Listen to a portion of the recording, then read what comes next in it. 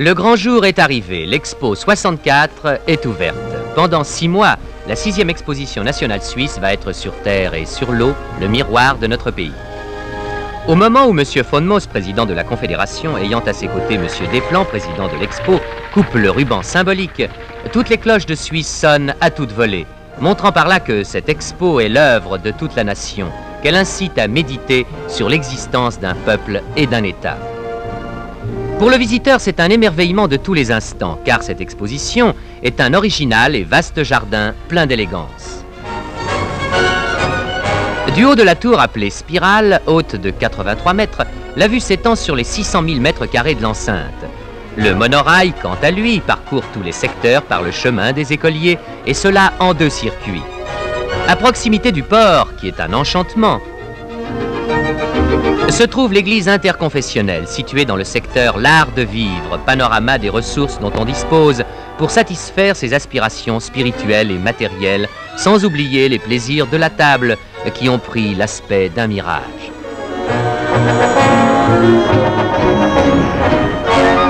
Mais toute l'expo n'est pas faite que d'abstractions, ce qui vit, ce qui bouge, ce qui se crée, s'acquiert.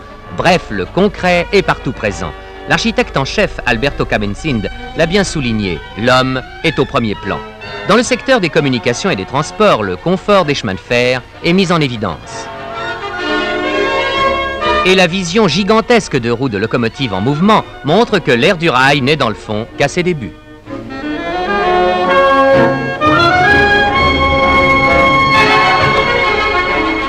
Situé au-delà de la halle des fêtes, le secteur de l'industrie et de l'artisanat, le plus vaste de l'exposition, est formé de 8 sections. Il concerne l'activité d'une grande partie de la population, puisque toutes nos matières premières doivent être importées pour être transformées. La Suisse doit donc compenser ce handicap par un travail de haute qualité. Le labeur industriel est présenté de façon telle que tous les métiers se révèlent être passionnants.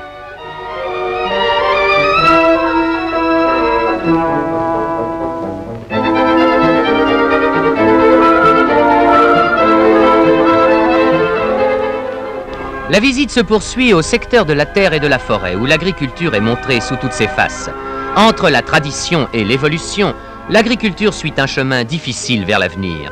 La confrontation de la ville et de la campagne est une invite à de nouvelles et enrichissantes discussions et en même temps à une mutuelle compréhension.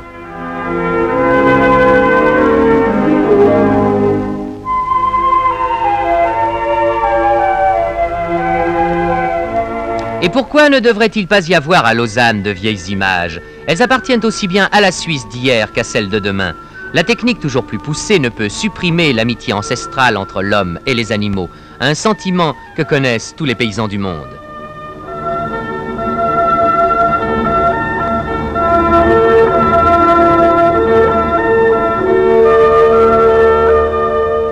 Dans la section alimentation, boisson, tabac, le télépanier, une sorte de corbeille volante, parcourt un pays de cocagne. La manne du ciel, c'est une foison de chocolat, de bouteilles, de saucissons, de conserves et autres victuailles.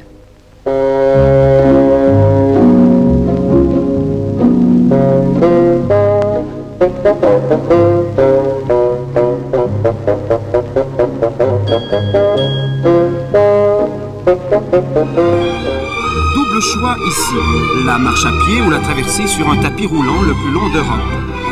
Cette dernière solution permet aux visiteurs d'admirer, sans risque de collision avec d'autres personnes menées en l'air, des photographies, quelques panneaux porteurs de slogans ou le reste du paysage.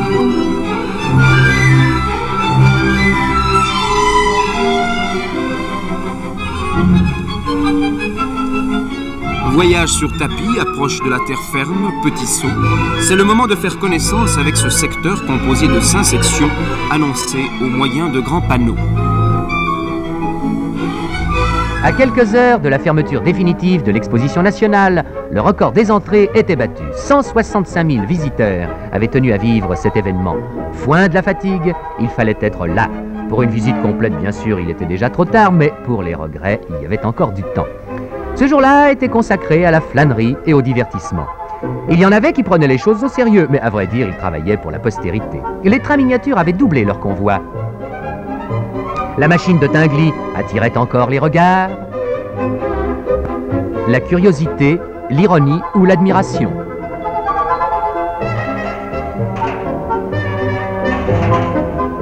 En tout cas pas l'indifférence.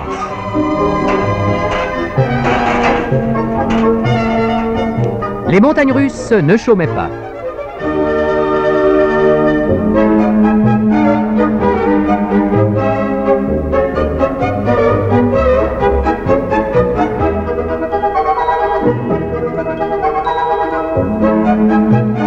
Les appétits étaient particulièrement aiguisés.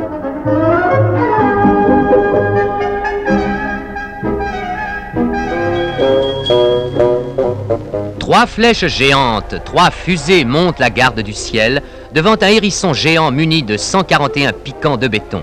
Tel se présente le symbole de la Suisse vigilante qui, même en notre ère atomique, doit préserver son indépendance. C'est la Suisse en armes sur terre et dans les airs, la part donnée par l'exposition à la défense nationale.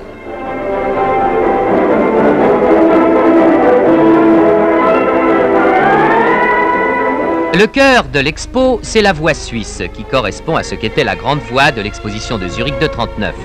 Une synthèse et une conclusion, un point de rencontre de toute la nation, une invitation à la réflexion, en quelque sorte, le bilan.